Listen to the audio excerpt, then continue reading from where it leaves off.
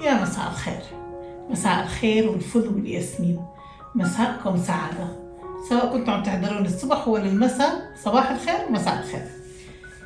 أهلا وسهلا فيكم كلكم، سواء متابعين قدامى أو متابعين جدد. أهلا وسهلا على اليوتيوب وعلى الانستغرام وعلى سناب شات. أنا مش كتير نشيطة على تويتر أصلا، يعني خففت نشاطي تقريبا إلى -1%. فيسبوك مش كتير بحبه، فما بحط يعني على الفيسبوك قليل. كان عندي صفحة مسكرتها حاليا. طيب، كتير بتجيني أسئلة كتير كتير كتير، إلها أول ما إلها آخر. مين أنا؟ شو عم تعملي؟ شو؟ ليش؟ خدينا رحلة إلى آخره. خليني أحكي لكم مين أنا. أنا ابتسام الحارون. أنا صاحبة حساب سافر مع خالة أم معن على جميع مواقع التواصل الاجتماعي، بس حقيقة لا أخفيكم سرا إني أنا بحب اليوتيوب أكثر شيء. وكنت أحب السناب أكثر، بس مع مشاكله زيادة بطلت كثير يعني نشيطة عليه.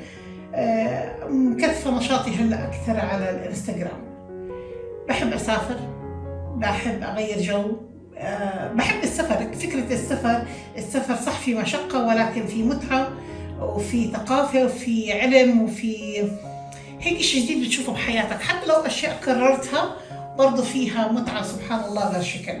عادة بسافر مع أبو معن، زوجي وداعمي الحقيقي في كل سفراتي. بسافر مع والدتي، مع خواتي، مع صحباتي. وعشان هيك أنا ما بعمل رحلات، يعني أنا ما بنظم رحلات سواء نسائية أو عائلية، لا أنظم رحلات على الإطلاق. عملتها مرة سنة 2017 وما بفكر أعيدها حقيقة. ما لقيتها بتناسبني ولا بتناسب توجهاتي أنا كمان. اللهم صل على سيدنا محمد. الحمد لله رب العالمين. يعني أنا هدفي الرئيسي من السفر هو المتعة والثقافة، وأهم شيء إنه نستمتع، أو أنا شخصيا بحكي عن حالي بستمتع بالنعم ربنا علينا وباللي خلقه ربنا إلنا من طبيعة خلابة، من كل شيء. بحب التاريخ، بحب الثقافة، بحب يعني لو تشوفوا أنا سفراتي متنوعة جدا. السفر فيها بكون متنوع، مش بس مركز على إشي واحد فقط. بعد كل هذا بحب أقول لكم أنا هدفي الرئيسي هي فائدة السائح العربي في أي بلد أنا بروحه حقيقة. يعني لو تفتحوا عندي حتلاقوا سفراتي على الإمارات، أو أنا أصلا كنت عايشة في الإمارات بس هلأ صرت أروح زيارة، فسفراتي إلها. هلأ في الأردن برضو في تغطيات في الأردن كتير إن شاء الله يعني تعجبكم.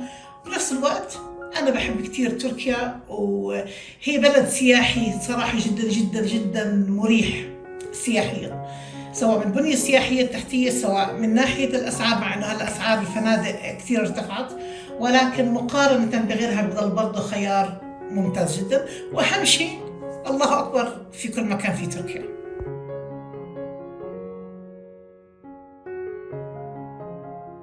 يلا نبدأ.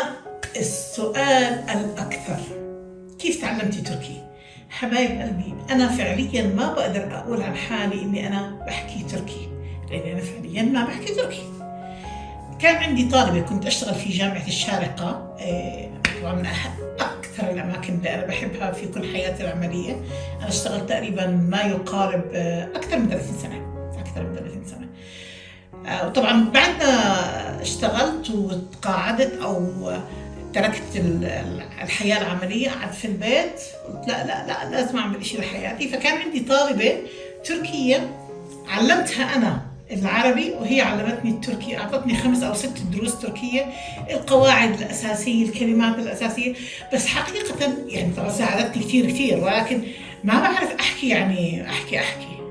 اللي بقدر أقوله إني أنا بقدر أدبر حالي مثلا بالمطعم، بالسوق، كلمات. أما أركب جمل وأحكي هيك أسولف، لا يعني مرحبا كيفكم، شو أخباركم، كم هذا، بقديش هذا، شو هذا، بس.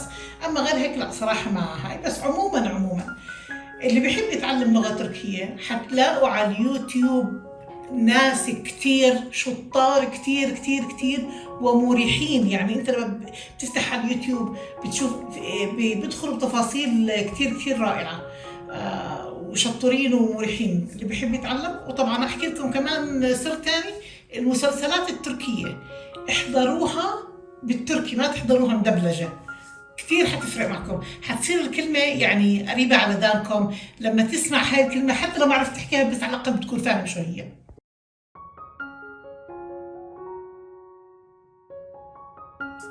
كمان سؤال بيجيني، ليش ما بتطلعي بالفلوجات؟ أنا مؤخرا صرت أطلع يعني بعض الصور اللي حقيقة ما بحس براحة، وأنا بحكي وأنا ما بحس براحة، رقم واحد. رقم اثنين، أنا بقول المتابع إيش بهمه يشوفني أنا ولا يشوف الفيو، المنظر اللي أنا عم بصوره أو الإشي اللي أنا عم بحكي عنه.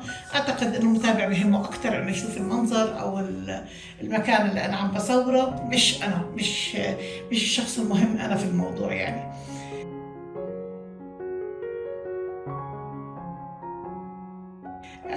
أفضل وقت لزيارة تركيا، كثير بيسألوني كمان هذا السؤال. طبعا هو شهر مايو هو الأفضل على الإطلاق، شهر 5 جمال الربيع كله بيكون فيه في كل أنحاء تركيا. شهر 5 هو الأفضل على الإطلاق.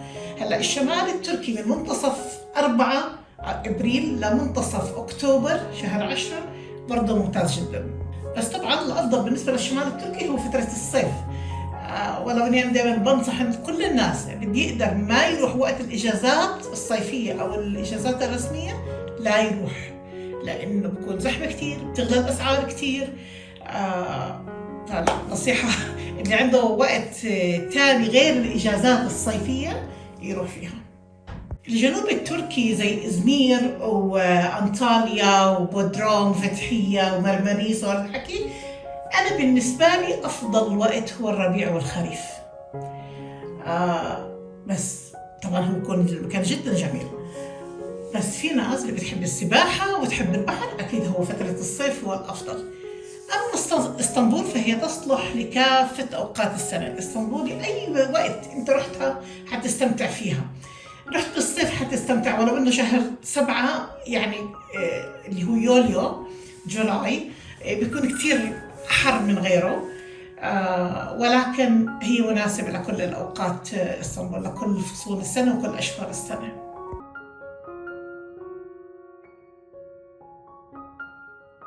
رحلتي بخطط لها على طول لما أنوي السفر، ببدأ أتابع الناس، مش أتابع أنا أصلا بتابعهم، ببدأ أبحث عن المعلومات. وأي مكان على فكرة، حتى لو بلدي الأردن، حتى لو أنا لما كنت عايشة في الإمارات وأجي زيارة على الأردن برضو كنت أعمل نفس الشيء، لأنه في أماكن مش كلها بعرفها يعني. بدور بشوف تقييم الناس وبعمل جدول إنه هذا اليوم رايحة هون، هذا اليوم رايحة هون. ومش بالضرورة على فكرة للعلم، مش بالضرورة أبدا إني أنا التزم بالجدول 100%. لا، ممكن يكون في بلان بي، ممكن اغير، ممكن اشيل، ممكن احط، ممكن الجو ما ساعد لهي المنطقه، فما بلتزم 100%. لا، لما بكون جدولكم مرتب وبتكونوا حاطين الاماكن متقاربه من بعض جنب بعض، كثير رح يوفر عليكم وقت وجهد وفلوس كمان.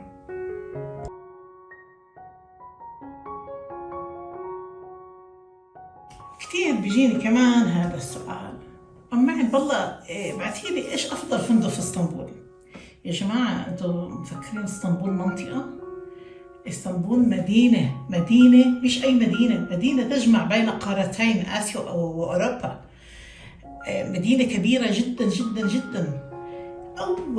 أولا عشان تختار الفندق لازم تشوف شو ميزانيتك أنت.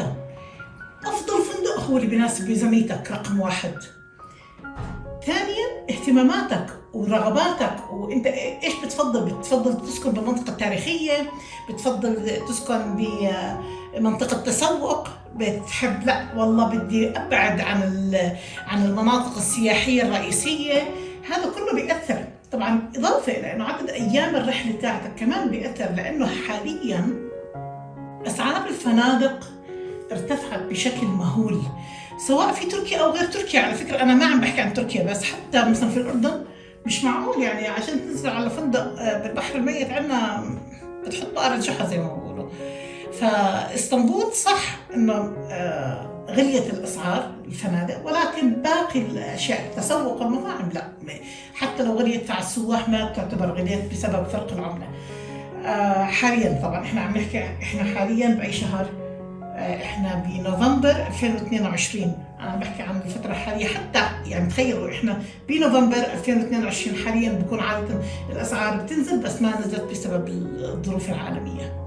طيب هلا احكي لكم عدد ايام الرحله كثير مهم. يعني مثلا لو انت نازل شهر او اسبوعين، انت بتكون نازل يومين ثلاثه، لما تكون نازل يومين ثلاثه بتقول والله يعني لو شوي زاد سعر الفندق علي يعني بستحملها. بس لما تكون نازل اسبوعين ثلاثه لا، بتفرق. اسعار الفنادق بتفرق طبعا في الميزانيه، لان بتاخذ الفنادق والتذاكر صارت تاخذ اكثر من 70% من تكلفه الرحله تاعت الناس هلا. طبعا خصوصا السكن صراحه، لسه محلى التذاكر قدام السكن كثير كثير بكلف. هلا شو بعمل انا في بالي اسكن لنفرض بالسلطان احمد، اللي انا طبعا بحبها كثير بتعرفوا. بقوم بستعرض الفنادق اللي بالسلطان احمد اللي بشوف سوري الاشي اللي بيناسب ميزانيتي، بيناسب انه موقع الفندق قريب على المواصلات بالنسبه لي او لا، بناسب والله في اماكن ممكن اروحها مشي وانا بالفندق. يعني حسب ما انتم ايش بدكم توجهاتكم. غير عن مثلا لو انا بدي اروح اسكن وين احكي لكم بسراير، بدي اروح ريلاكسيشن، بدي اروح ما بيهمني يكون مواصلات قريبه علي، اكيد لازم يكون معي سياره يعني.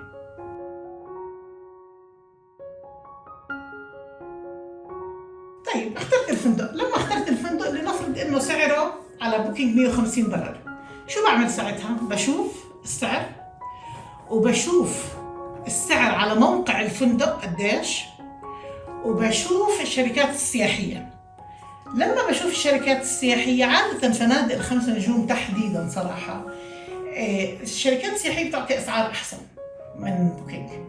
فمعظم الأوقات بيكون الشركات السياحية لما بحكي معهم مثلا بيعطوني سعر منافس عن بوكينج، وباخذ منهم حسب يعني. بالذات بقولكم الفنادق 5 نجوم، فنادق 3 نجوم وهاي لا، ممكن تلاقيه على موقع الفندق أو حجز مباشر أسهل وأرخص. هلا اخترنا الفندق واخترنا كل إشي وعجبنا وكل شيء تمام وفل الفل. لازم أول شيء تعملوا قبل ما تشوفوا الهاي، تعرفوا وتقرأوا التعليقات السلبية والإيجابية، ومش تقرأوا التعليقات اللي بيكون مكتوب عليها ريكومندد مقترحة من البوكينج أو من أي موقع حجز. لا، تقرأوا التعليقات الليتست اللي بيكون مكتوب عليها آخر فترة يعني. لما تقرأوها اقرأوا السلبي واقرأوا الإيجابي، لأنه قد يكون مثلا واحد بينزعج من الأذان لما يكون مش مسلم مثلا، فبكتب لك سلبية كبيرة وبعطي الفندق يعني تقييم كتير قليل بسبب إنه صوت الأذان. بالنسبة لنا لا، صوت الأذان يعني شيء رائع جدا الحمد لله. عادة الفنادق اللي باخدها دائما لازم يكون تقييمها على الأقل 7.5 وأكثر، حتى يعني 7.5 قليل لا أخذ، من 8 من 10 وأكثر دائما بحاول هيك. وبرضه بقرأ التعليقات حتى لو كان 8 من 10، ممكن تكون في تعليقات قديمة كويسة بس في تعليقات جديدة مش كويسة. وفي فنادق بيكون التناقض كثير كبير، يعني في ناس حاطين له 10 من 10، في ناس حاطين له 8 من 10. هذا بعد لتجربة كل واحد فينا.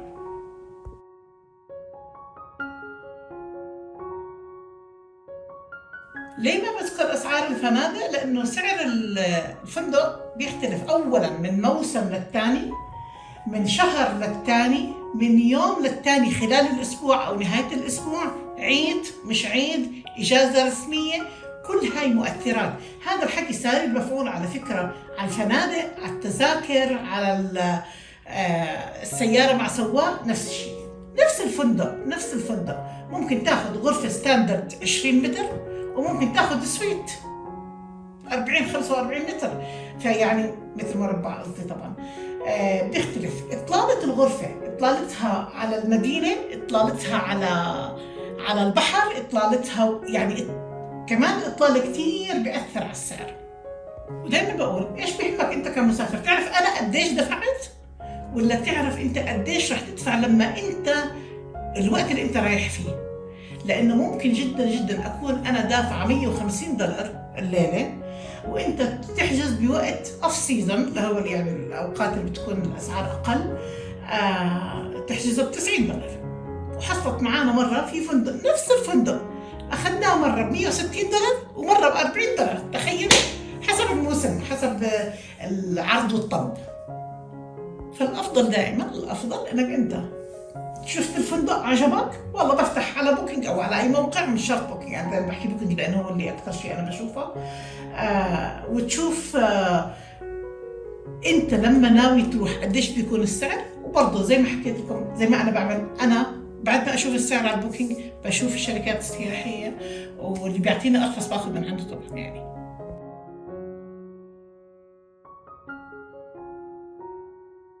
مصدر معلوماتي يا حبايبي يا حلوين، أول شيء عشان تعرفوا، أول مرة رحت على تركيا كان في سنة 2012، وقبليها بسنة كنا ناويين نروح على 2011. ما صار نصيب، بس كنت قاعدة بجمع معلومات من النت. اللي صار وقتها إنه لما رحنا بسنة 2012 ارتكبنا بعض الأخطاء، منها مثلا موقع الفندق كان على تلة، فيعني عشان نطلع من الفندق كان مأساة. فصرت أراعي هاي النقطة، إنه لا يكون الفندق على الشارع، مش مضطرة لا أطلع ولا أنزل. وإحنا بالسفرة التقينا بصبية وزوجها سعوديين كان معها خريطة للترام بالعربي. فبقولها من وين خريطة الترام بالعربي؟ قالت لي من منتدى سفاري. أنا كنت أصلاً ماخذة معلوماتي من المسافرون العرب. تذكروا زمان منتديات سياحية كانت رائعة جداً على فكرة. فدخلت على سفاري وبديت أسأل وأشوف وأستفسر عن كثير معلومات. ومن وقتها انطلقت، طلبوا مني إني أكتب تقرير، وقتها تقرير سياحي يعني. فقلت لهم أنا الصور اللي عندي كلها صور شخصية. قال لا اكتبي. ولأول مرة أكتشف إنه أنا فعلاً عندي القدرة، ما كنت بعرف صراحة، عندي القدرة على الكتابة السياحية. ما كنت بعرف حالي هاي المعلومة. كان أنا بعرف إنه عندي القدرة على الكتابة العملية، لأني أنا كنت بالشغل بكتب طبعاً، أما السياحية تعلمتها. من سفاري انطلقت إلى زاد المسافر، وبعدين مسافرون حول العالم. حقيقة كانت تجارب رائعة جدا جدا جدا. بعدها طلعت موضة السناب شات وإلى آخره. هلا وقت السناب شات أخذ معلوماتي من وين؟ أنا مصدر المعلومات بتابع مدوني السياحة والسفارة، بتابع بعض الشركات السياحية بتكتب معلومات بس مش كتير بتكون وافية. بتابع في كتير ناس مثلا لا عندهم شركات سياحية ولا إشي، وما شاء الله عنهم الحمد لله رب العالمين، بيكتبوا معلومات رائعة جدا ومفيدة جدا، سواء على الانستغرام أو على تويتر أو على يوتيوب. أهلي وقرايبي وصحباتي وأي حدا بتردد على تركيا بسألهم وين سكنتوا؟ شو تقييمكم للفندق؟ شو عجبكم فيه؟ شو ما عجبكم؟ وين رحتوا؟ وين اجيتوا؟ ايش عجبكم هون؟ ايش عجبكم هناك؟ يعني حتى انتم كمتابعين باخذ منكم معلومات. كثير ناس بيقولوا لي بكون في مكان خالد ولا اروحي هون كثير حتنبسطي، مثلا باخذ معلومات من كل حدا حوالي. وهون اجت الفرصة اني اشكركم جميعا، سواء اي حدا بيزودني باي معلومة مباشرة او غير مباشرة. وبشكر كل المتابعين على اي معلومة بعتوني اياها وعلى متابعتكم طبعا. اهلا وسهلا فيكم. لو فكرت استقر في تركيا، اكيد مدن الجنوب التركي ما بفكر هناك صراحة استقر، زي انطاليا ومرمريس وفتحية والانيا وهيك، لا ما مش انا يعني. ممكن جدا اسطنبول، بورصة، إزميت خيار جدا جدا ممتاز صراحة. إزميت لأنها قريبة كتير، ساعة ونص عن اسطنبول. بورصة ممكن، بورصة أنا بتعجبني لأنها بحس إنها مدينة عائلية كتير.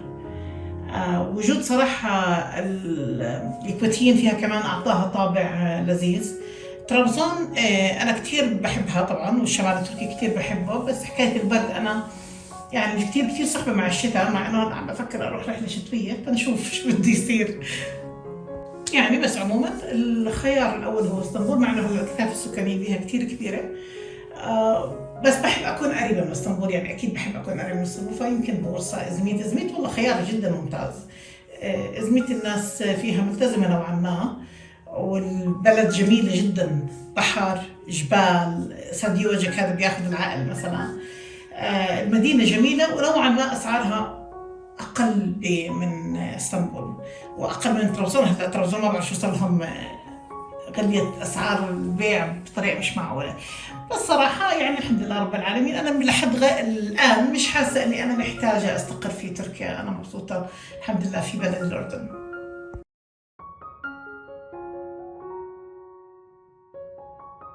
بتنقل في تركيا حسب موقع الفندق، في يعني بحاول دائما مثلا اختار الفندق اللي يكون قريب عن كثير اماكن انا ناويه ازورها. هيك يعني في اماكن كثير ممكن اروحها مشي، يعني لما بسكن بسلطان احمد او سركجي بروح على السوق المصري مشي، بروح على منه مشي، بروح او ممكن بالترام او المترو ما فيش هناك، بس يعني بروح بالترام. لو بدي اروح على مثلا شو اسمه جراند بازار بروح بالترام. لو انا سكنت بسركجي برضه بروح مشي، عرفتوا كيف؟ لو سكنت بمنطقة لافنت هناك عندي 3 مولات، يعني حسب وين ساكنة. لما بدي اروح مشوار بعيد 1,000,000% باخذ سيارة مع سواق. أكيد مع السواقة باسطنبول أبدا مش مريحة، خصوصا بالمناطق السياحية. المناطق السكنية البعيدة لا ما في مشكلة، حتى بالجانب الآسيوي ما في مشكلة، ولكن الجانب الأوروبي المناطق السياحية جدا مش مريحة السواقة فيها أبدا يعني. طبعا لما بستخدم المواصلات العامة مش بس ترام، مترو، باخرة، تلفريك. طبعا باخذ كارت اسطنبول، دائما معي كارت اسطنبول اونو بعبيه، ودائما يعني بستخدمه في كثير مشاوير، كثير مشاوير. اسطنبول القديمة على فكرة فيها مشكلة انه مش كثير سهل انك تلاقي باركينج للسيارة، في مش انه ما في، بس يعني مش مريح ابدا، مش مريح.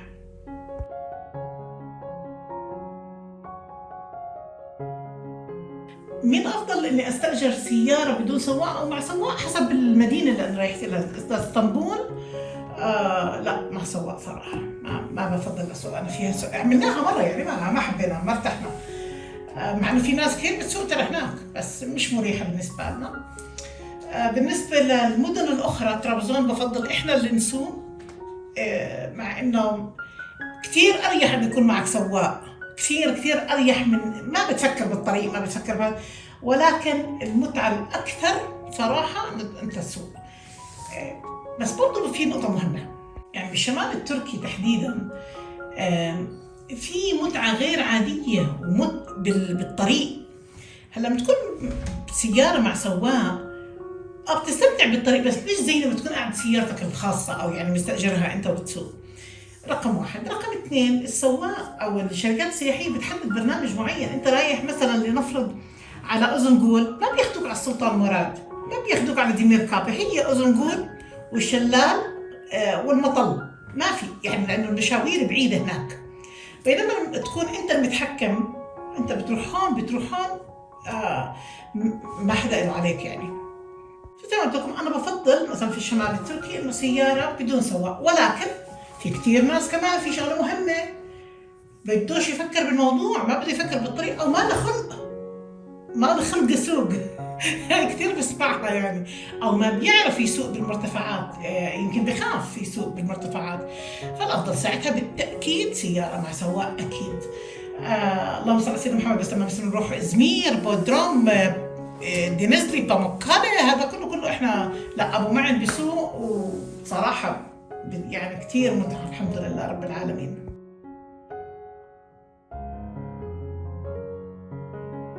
لما نستأجر سيارة من غير سواق الأفضل دائما أنك تستأجر من الشركات العالمية، إلا في حالة واحدة أنك أنت تعاملت مع شركة محلية وتثق فيهم، أو حدا من معارفك يثق فيهم ارشحهم لك ساعتها وضع مختلف. احنا صراحه في طرابزون نتعامل مع شركه معينه، صرنا يعني عده مرات وخلص، هاي هي يعني لحد الان ما نقدر نغيرها. لازم يكون في خيارات اخرى. الحلو هناك انك انت ما بتحتاج رخصه دوليه للسواقه، بس اهم شيء الليسن تاعك او رخصه القياده تكون مكتوبه باللغه الانجليزيه. ودائما طبعا الافضل انك لما هاي تاخذ تامين شامل للاحتياط، الواحد ما بيعرف شو بصير. الشركات العالميه عاده تطلب بطاقه ائتمانيه ومبلغ تامين. الشركات المحليه ما بيطلبوا بطاقه ائتمانيه، بيطلبوا بس مبلغ التامين. لما تاخذ السيارة لازم طبعا تصور السيارة من كل النواحي، من كل العيوب اللي موجودة فيها، وتتأكد انها مكتوبة بالعقد وانها مؤشر عليها بالعقد تاعك، وتأكد من وجود الإطار الاحتياطي طبعا، وانه يفضل طبعا السيارة تكون ديزل، لانه هناك البنزين طبعا هلا صار نار.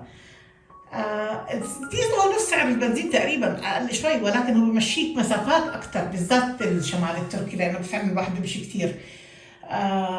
لما بتستلم السياره عاده الشركات العالميه بتسلمها فل بنزين، بترجعها فل بنزين. لما بوك اياها فاضيه بترجعها فاضيه، ومن الذوق انا بقول نرجعها نظيفه زي ما استلمناها نظيفه.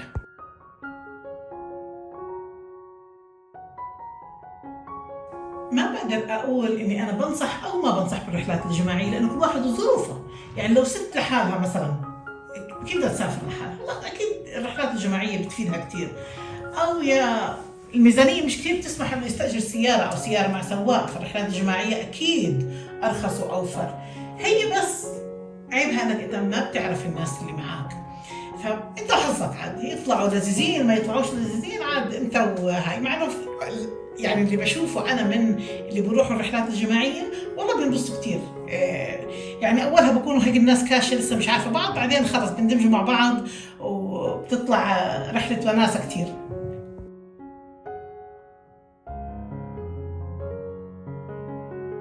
كيف الجو بالشهر الفلاني باكتوبر مثلا؟ خليني احكي لكم معلومه كثير مهمه عن تركيا. الجو متقلب فيها جدا جدا، يعني في كافه فصول السنه.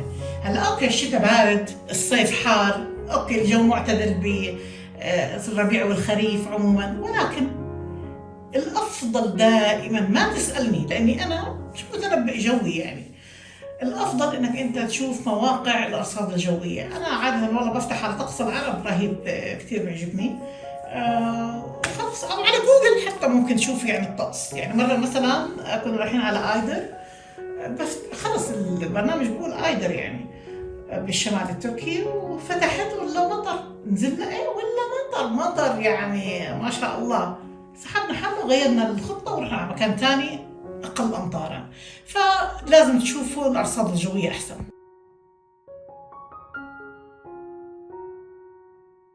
المعيشة والسكن والمدارس في تركيا، أو يعطونا إقامة أو الجنسية، صراحة أنا ما إلي بهاي المواضيع أبدا ولا بفهم فيها، لأني أنا مش مقيمة في تركيا. أنا مقيمة في الأردن، كنت مقيمة في الإمارات، طبعا والكل يمكن بعرف إني أنا أصلا بنت الكويت. فلا ما بقدر أفتي بهيك إشي، ولا بقدر أقول لكم هون ولا هون ولا كيف ولا شو. لا، مش شخص مختص أنا.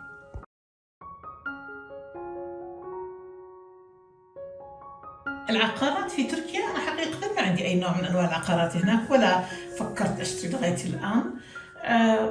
ولا تعاملت مع أي شركة عقارية أو شركة سياحية بيكونوا وسطاء للأونر صاحب العقار.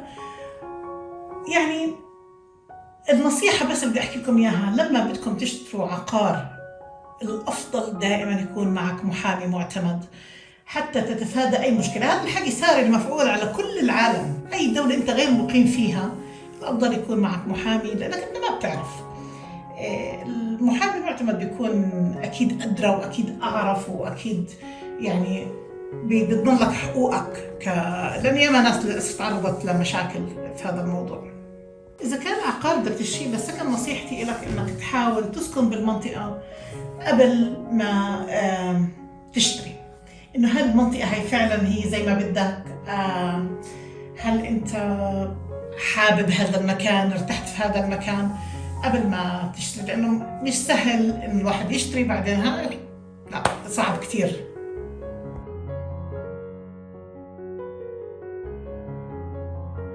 كيف بعرف الطرق؟ جوجل ماب، سلامة خيره يعني. جوجل ماب رهيب، مع انه شو بعمل يعني، لازم يكون عندي معلومة توجه، يعني انا حروح باتجاه اليمين ولا حروح باتجاه اليسار. وعلى فكرة ايام المنتديات السياحية، كثير منتديات سياحية كان كثير في شباب يكتبوا بالتفصيل آه، توجه يمين يسار إلى آخره. ويحطوا صور حتى عن علامات فارقة في الطريق. بس مع جوجل ماب هلأ صار كل إشي سهل.